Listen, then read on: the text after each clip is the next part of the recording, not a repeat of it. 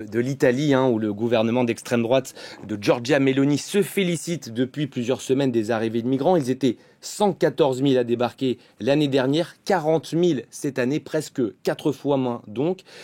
C'est presque 3 fois moins, c'est ce que j'allais dire. Oui, évidemment. Alors pour Rome, c'est un succès, mais ce n'est pas vraiment une surprise. Depuis le début de son mandat, Giorgia Meloni, la chef du gouvernement, ne s'en est jamais cachée. Elle veut miser sur une politique répressive pour faire baisser les arrivées en Italie de migrants, coûte que coûte. Alors pour ça, Rome a signé 2 accords stratégiques avec la Tunisie et la Libye, les 2 principaux pays de départ des migrants qui essayent de rejoindre depuis les côtes tunisiennes et libyennes la petite île italienne de Lampedusa, qui est considérée comme la porte d'entrée de l'Europe pour tous ces migrants. Mais ces accords sont controversés. Le premier a été signé en 2017, donc bien avant le mandat de Meloni, mais il a sans cesse été renouvelé.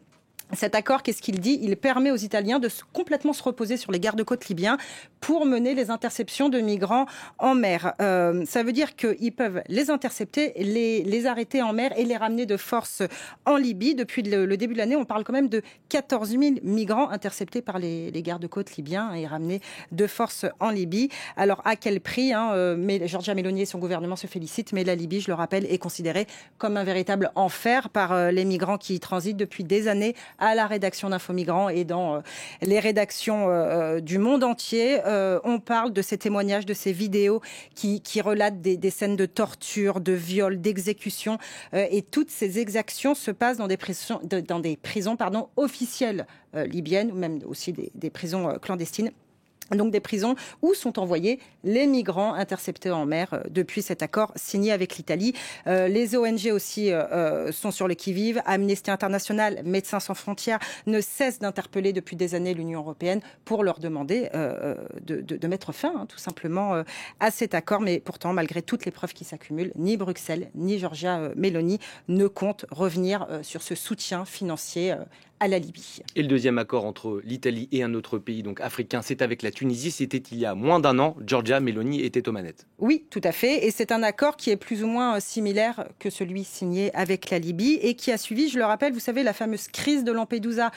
C'est quelques jours au mois de septembre 2023 où près de 10 000 migrants sont arrivés en quelques jours à Lampedusa. Il y avait complètement saturé le système d'accueil italien. Quelques jours après, donc Meloni a pris le problème à bras-le-corps et s'est rendue en Tunisie pour signer cet accord qui dit encore une fois de faire tout ce qui est possible côté tunisien pour empêcher les migrants de prendre la mer. Concrètement, selon les migrants avec qui nous sommes en contact, c'est une catastrophe puisque à l'instar des Libyens, les gardes-côtes tunisiens en fait ont carte blanche pour arrêter ces embarcations et leurs pratiques sont souvent pointées du doigt, notamment parce qu'ils sont accusés tout simplement de faire couler les embarcations de migrants en mer plutôt que de les secourir. Et côté terre, c'est pas mieux.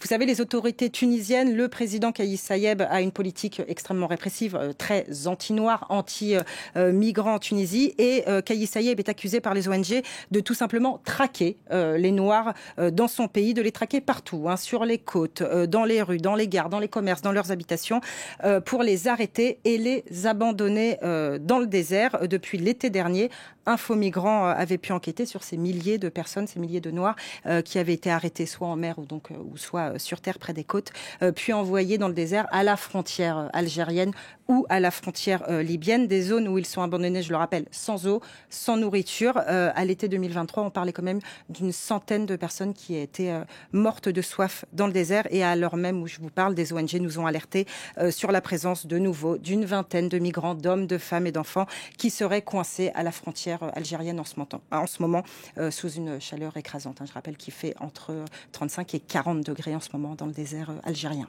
Voilà donc notamment pour le volet diplomatique. En ce qui concerne la politique intérieure, la chef du gouvernement Giorgia Meloni a aussi promulgué une loi très décriée par les ONG. Elle est destinée à faire chuter les arrivées. C'est la loi Piantedosi. Oui, du nom du ministre de l'Intérieur, Matteo Piantedosi. Alors cette loi, elle dit quoi? Elle dit que les navires humanitaires en Méditerranée ont l'obligation de rentrer en Italie après une seule opération de secours en mer. Alors ça peut paraître un peu anecdotique, mais ça l'est pas du tout.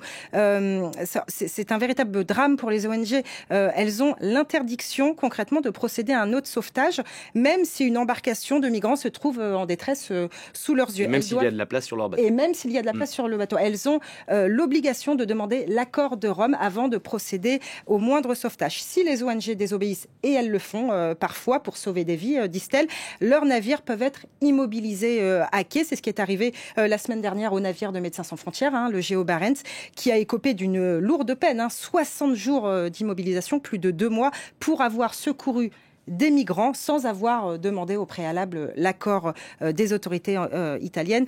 Pour parler chiffres, encore une fois, en 2023, on parle de 23 arrestations de navires de sauvetage. Alors d'après les ONG, c'est évidemment cette politique répressive de Meloni qui a permis de faire chuter les arrivées en mer, les arrivées en Italie, et c'est surtout ce peu de sauvetage réalisé qui a permis dans le même temps de faire augmenter les morts en mer. Les ONG insistent beaucoup sur la moyenne des morts en mer qui était de 168 par mois avant le mandat de Meloni et qui est passée à 218 morts par mois depuis le début de son mandat. Et pour rappel, depuis le début de l'année 2024, on compte plus de 1000 morts en Méditerranée selon les chiffres de l'ONU. Et dans cette loi promulguée par Giorgia Meloni, il y a aussi une directive qui inquiète les ONG, c'est l'attribution des ports italiens qui sont de plus en plus éloignés des zones de sauvetage. Oui, ça veut dire qu'après un sauvetage en mer, les ONG doivent obligatoirement rejoindre un port qui a été attribué par Rome et qui se trouve évidemment très loin de Lampedusa, souvent au centre, voire au nord du pays, vers Ravenne, vers Bari. Alors cela prend un temps fou de rejoindre ces ports. On parle de 5 jours, 6 jours de navigation, ce qui n'est pas sans conséquence. Évidemment, cela laisse la zone maritime de sauvetage, de détresse, déserte de toute présence humanitaire. Selon les ONG, cette absence prolongée en mer entraîne ce qu'on appelle aussi malheureusement des naufrages invisibles. Vous savez, ces embarcations qui partent, qui sombrent en mer, mais sans que personne ne le sache, sans que personne n'ait pu répertorier toutes ces personnes mortes. Merci beaucoup Charlotte pour toutes ces explications. On rappelle bien sûr que vous pouvez retrouver toutes ces informations sur le site infomigrants.fr. Merci Charlotte, merci Roselyne, merci Axel.